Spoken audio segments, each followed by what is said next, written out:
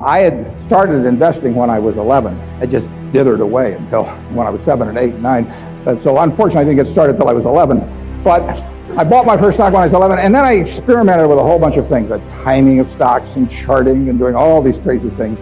It was a lot of fun. Profitless, but a lot of fun. And I did that until I was 19. And I read all the books on investing in the public library and I ate it up. It was fascinating to me, but I had no framework.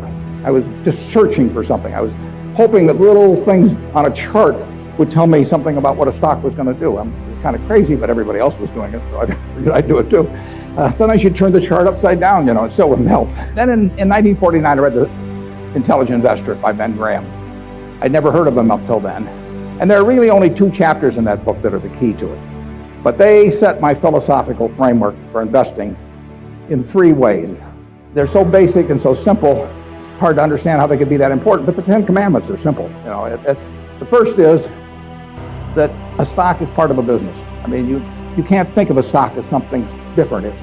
You value a business, and then you divide by the shares outstanding. But what you have to think about is what kind of a business are you getting into, what are its economic characteristics, who are its competitors, what's its management like, all of these things that relate to a business instead of a little ticker symbol.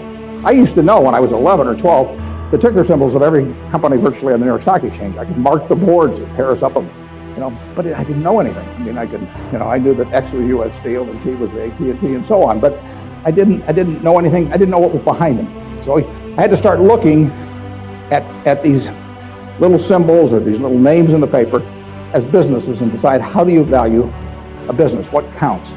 The second thing in the book is that Graham gives you a marvelous set point in terms of how the investor should react to stock market fluctuations. He talks about his mythical Mr. Market in chapter 8. And there's been no better thing written in terms of the investor's attitude toward stock prices. Most people react the wrong way to stock prices. I mean, they feel good when their stocks go up, they feel bad when they go down. They think the stock market is there to instruct them. And Mr. Market is this partner you have in investing. He's a remarkably obliging partner. This guy comes around every day and he tells you what he'll pay you for your interest in the business or what he'll sell you more at the same price. Nobody ever does that in private business. If you and I owned a gas station together, and I said, every day I want you to come in and offer me your half interest in the station, and I can either buy your half or sell you my half at the same price, and you have to come in every day and do it, you'd be at a terrible disadvantage. And you'd be at a particular disadvantage if you're Mr. Market in the market, because Mr. Market, our friend in the market who obligingly gives you those figures every day, different figures at the end of the day and the start of the day, but he's naming a price at which you'll either buy or sell. The beautiful thing about him is that this guy is an alcoholic manic depressive. I mean, he is as unsound as they come. He wanders around all day, and looks at the crazy things, and he's going to name all kinds of crazy prices. And you don't have to pay any attention to him, except when it's to your advantage to do so. If that's once a year, if it's once every 5 years, it's one stock out of 3,000. All you have to do is sit there. You have no moral responsibility to this jerk. He is naming these numbers. You didn't ask him to, but he's doing it. And all you have to do is pick the one time when he is particularly depressed or particularly manic or particularly drunk or whatever it may be. And the market will be all of those things. And you take advantage of it. And that's what's remarkable about stocks, if you think about it, is that if you look at the high and low on all of these American companies for the last year, you'll see case after case after case where the high is twice the low. Now that's for a sound American business, is running along, paying people, selling goods, and so on. If you go out and look at farmland 10 miles from here, there's no way in the world over a year that the farmland is going to range in value from X to 2X. It maybe go from X to 110% of X or vice versa. If you look at an apartment house near here and figures on essentially apartment houses like that over a year, it won't move 10%. But here are the finest of American businesses, and people just name these numbers that go all over the place. And you don't have to play, except when you want to. That's the important thing, and that's what Graham tells you. The market isn't there to instruct you, to tell you anything. The market is there just basically to serve you when you want it to serve you. One of the most important things to remember in stocks, very hard to do, but people have all these feelings about it. The stock doesn't know you own it. You're sitting there with these certificates for Berkshire, the company doesn't even know you own it, and the stock doesn't. It's trading now, and they don't know you own it. So it has no feelings about you. I mean, you've got all these feelings about it, but it's just part of a business. If Berkshire is worth 75,000 times 1.5 million shares, roughly 110 billion or something like that, it's a good investment. If it isn't, it's a lousy investment, and you have to value the business. And Graham, it's amazing, but people don't do that in Wall Street. You hear price targets or that kind of thing, but you'd see no one write a paper that says, here's the nature of this business over the next 20 years. What should that business sell for? Forget about what it's selling for. In fact, one of the things I always like to do when I'm looking at investments is I like to look at them without knowing the price. Because if you see the price, it automatically has some influence on you. If you just sit down with the reports, if I get an idea about looking up a company and I get the 10Ks and so on, I would rather not know the price because I'd rather value it without knowing the price. When I used to handicap horses when I was a kid, one of the things I would do is I'd get the racing form ahead of time. And if there were 9 horses in a race, we'll say, obviously the probabilities of each one winning the race had to add up to 100%. I mean, one horse was going to win the race absent a dead heat, or all of them dropping dead on the backstretch. So if you went through the racing form, and I would look at the 3rd race at Hialeah, I would try to figure out the percentage chance of each horse winning a race, and that had to add to 100%. Then I would compare those percentages to the odds. But first of all, I wouldn't look at the odds first. I would look at the past performance and all of that thing first. Stock market's the same way. Third thing in Graham's book is the margin of safety.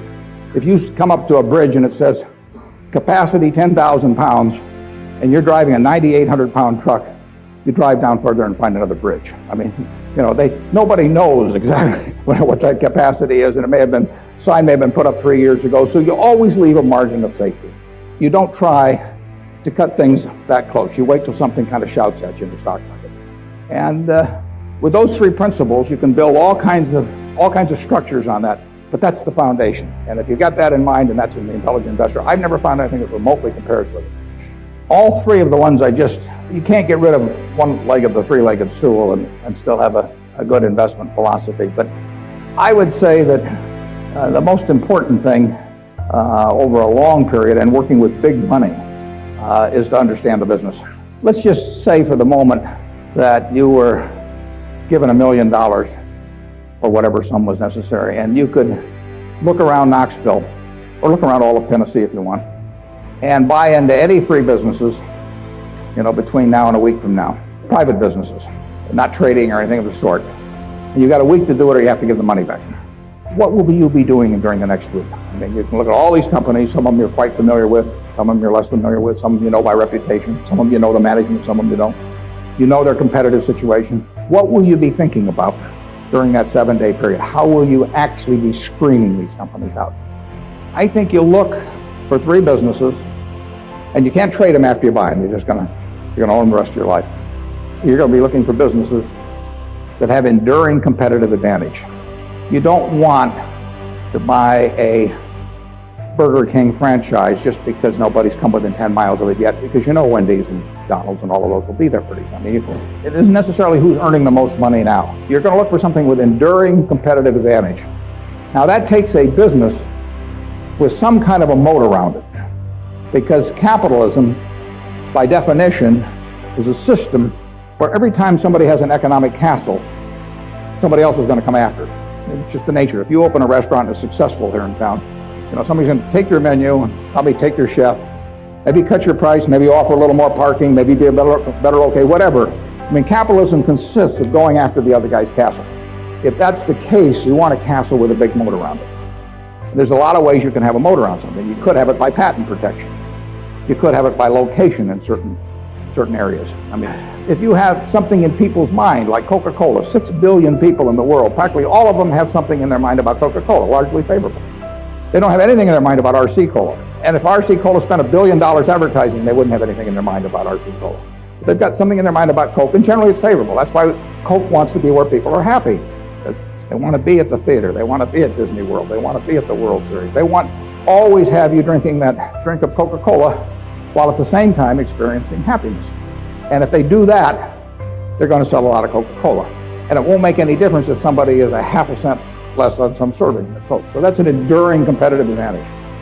And you want it run by honest and able people. You don't want to go in with a crook, and you don't want to go in with a dope. Now, the best businesses to buy are the ones where you could have a dope in there. I mean, Peter Lynch says, buy a business that's so good that an idiot can run it, because sooner or later one will.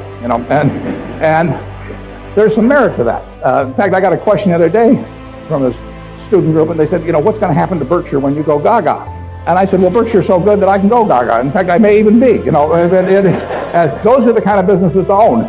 So you want a management that's able and honest, and then you want a price that's sensible. And that's what you'd look for. You'd go around Tennessee, got a week to do it, and you'd immediately screen out a whole bunch of things. You just know that they weren't a fertile area. That's an important thing to be able to do, to know, just get rid of all kinds of things. There was a great article in the New Yorker 30 years ago when Bobby Fischer was playing Spassky in a famous chess match which drew attention around the world. And they examined how the mind could, with billions and billions and billions of possibilities, how it could group things so as to immediately cast it down to where you had like 4 options. And of course, when the humans play something like deep thought, or whatever the latest version is of the computer on that computer is making maybe 700,000 or 1 million calculations a second. And the human mind is competing against that. But the computer is checking every possibility. And the human mind somehow has this ability to cast out 99.999% of those things that the computer has to go through in order to focus on the 3 or 4 possibilities that really make sense. And investing's a lot like that. It's not that tough because there aren't that many companies, but you want to cast out all kinds of things. If somebody told me that my life depended on picking among the Dow Jones stocks a group of 10 that would be the best performers or outperform the index as a whole, I would spend my time thinking of the worst companies in there. I would cast out things, and then I would figure I left those behind, and that's an easier way to approach the problem, actually, than trying to pick the 10 best. You were thinking about the state of Tennessee. There's a whole lot of things you wouldn't examine. You just figure they're too tough. You might decide, car dealerships were too tough. It's always going to be competitive. Who knows whether Ford or General Motors are going to be selling more cars 5 years from now, or whether there can be tariffs on foreign cars, or who knows. So you just say, I'll give up on car dealers. I'll think about something else. And that approach that you use there is the same approach you really want to bring to the stock market. You've got 3,000 companies tonight you can look at on the New York Stock Exchange. There's a valuation on every one of them. It'll change tomorrow. You don't have to play. Once a year, if you have 5 good ideas in your lifetime, you get very rich. I tell students sometimes they'd be better off if they had a punch card when they got out of school with only 20 punches on it. Because then, instead of listening to somebody at a cocktail party and then going out the next morning and buying some shares, they really think about every punch. That's all the punches you get. 20 punches is plenty. You just have to make sure that you don't do any of them for frivolous reasons. We never want to buy anything small at Berkshire. It just doesn't make any difference. We want to think about things that can move the needle. And that gets tougher, the capital gets greater. But that's the way to focus on investments.